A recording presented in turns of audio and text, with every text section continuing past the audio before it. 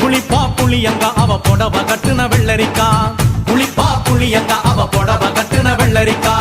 பார்த்தா பாவக்காயிலம் பருவத்தில கொசாக்கா, பார்த்தா பாவக்காயிலம் பருவத்தில கொசாக்கா. சோக்கா நடக்கும் போது சுத்த வேணும் பூசணிக்கா.